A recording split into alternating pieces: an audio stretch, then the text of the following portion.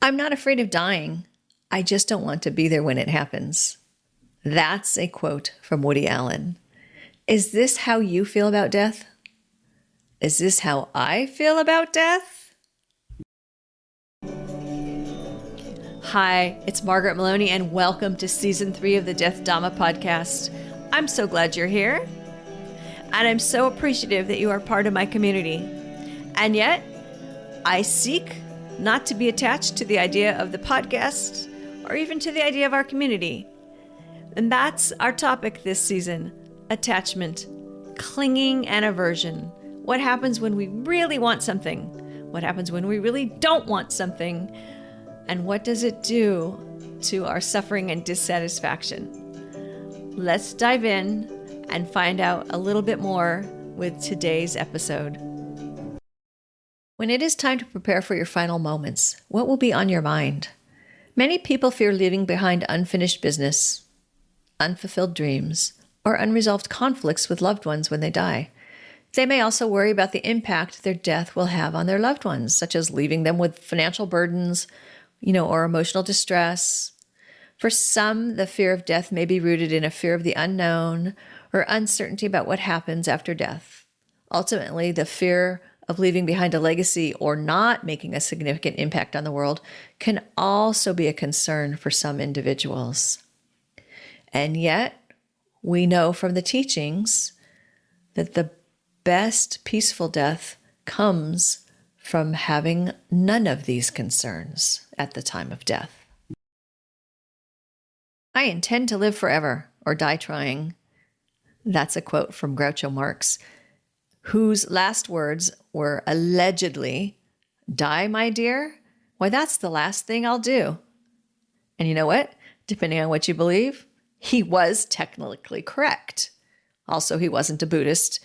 And for some reason, as I'm preparing our episode today, you can see that I have been looking at quotes around death that are maybe more lighthearted, right? And now not everyone has seen Groucho Marx's films. Groucho Marx has not been around for a while. He died in 1977. He's still in the Western world and other areas too, probably, still kind of in the pop culture arena.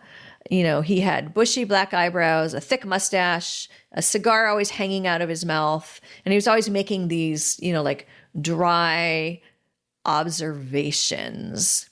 And he worked with his brothers, Harpo and Chico, and their comedy sketches live on. I'm sure you can find them. Although now it's obvious that his humor was unkind. But really, it's that opening quote that I began with, in the teaser today about "I'm not afraid to die, I just don't want to be there when it happens." That might really capture the feelings of many of us, how we feel about death, and understanding that it will happen, but we would like it to be as quick and painless as possible. And who wouldn't want to die peacefully in his or her sleep? And you might, I might, also we might not.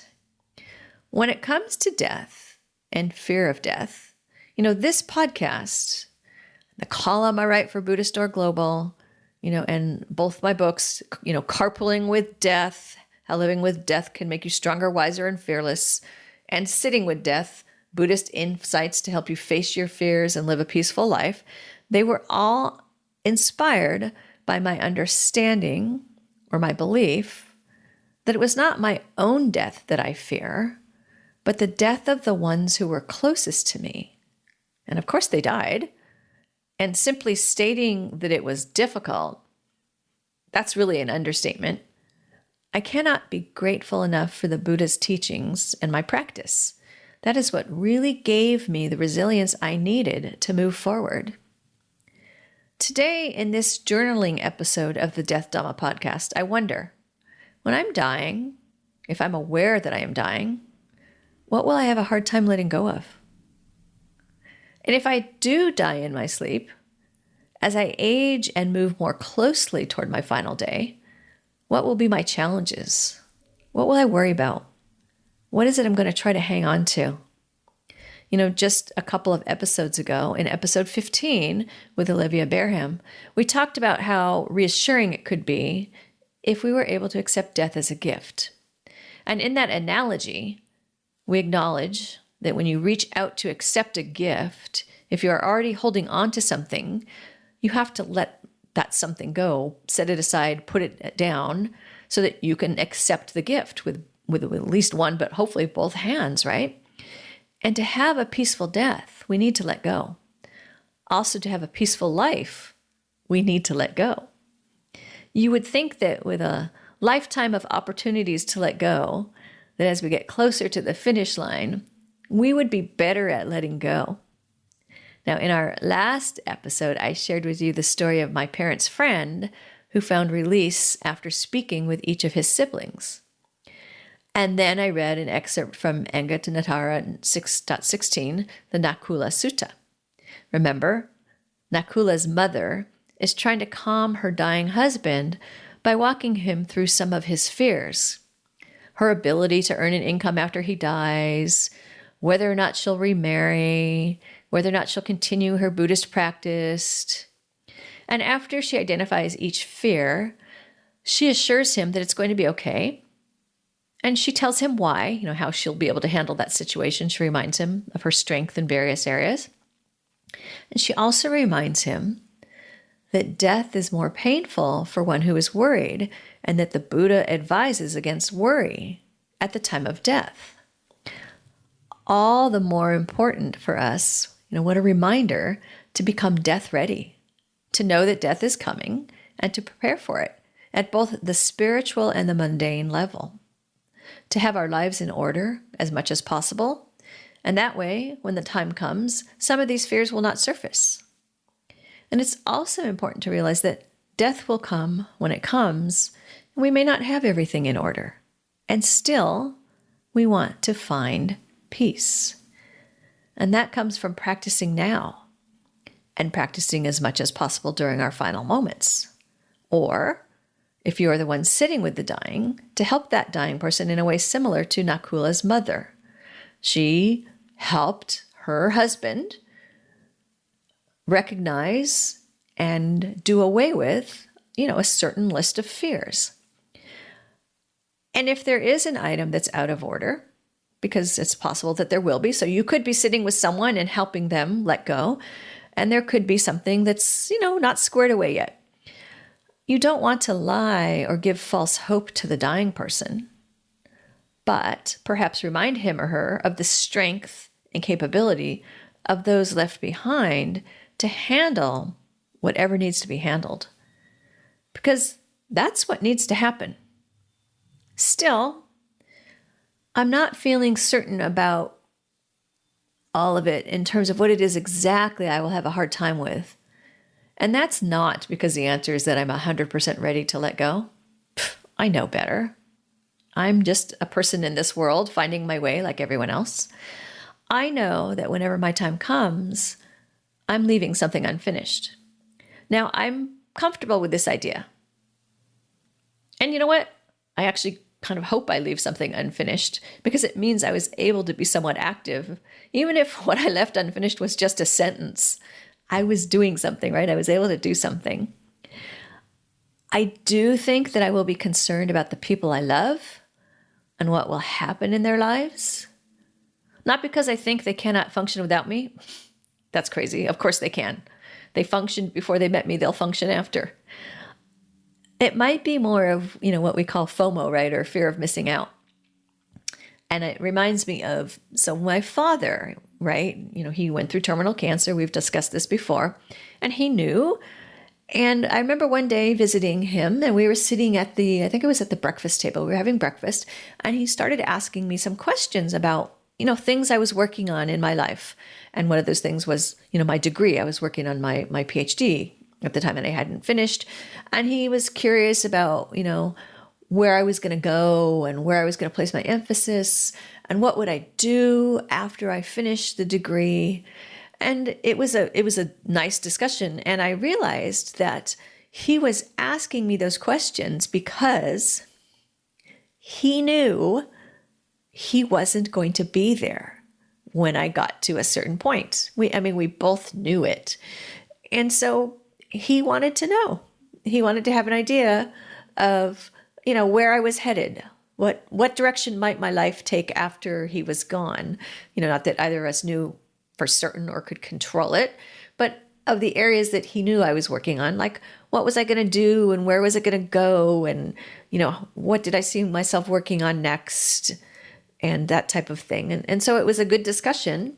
And I think in some ways, maybe it helped him reconcile his path, right? And the idea of he wasn't going to be here to see me. And I get that. Because I think when I think about the concerns I have, what will it be hard for me? I think it will be hard for me I'll have that fear of missing out, even though I won't know I'm missing out in theory, right? That missing out of being part of the lives of people I care about. Still, to understand more of what I will find difficult to let go of, or what I have fears around, I'm going to meditate on some of the potential key issues.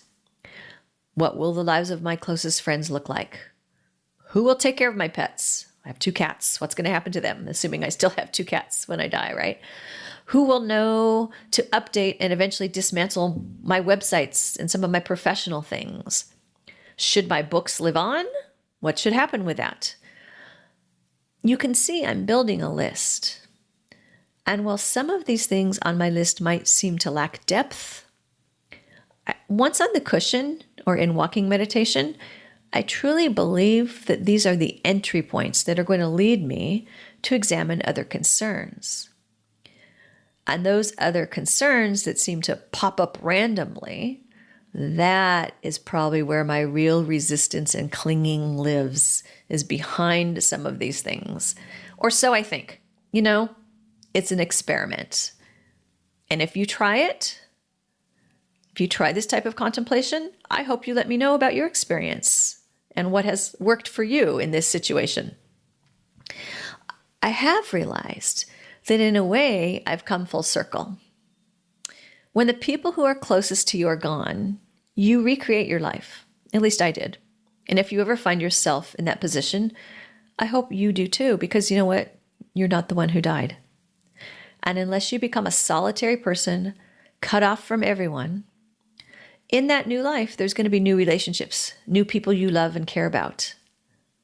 And I already know that when they're gone, I'm going to feel sadness. And there's going to be grief. So in some ways, I guess I'm back to where I started when I started this journey of Death Dhamma, right? But I have chosen the path of I am a human being and I enjoy other human beings and I love them and care about them. And so, yes, when they are gone, there is going to be sadness. There will be grief. And my practice will prepare me and guide me. All right, so that's where I am with that today. And thanks for being here and listening as I actually, journal out loud about letting go and fear of things to let go of upon death. May you be well and happy.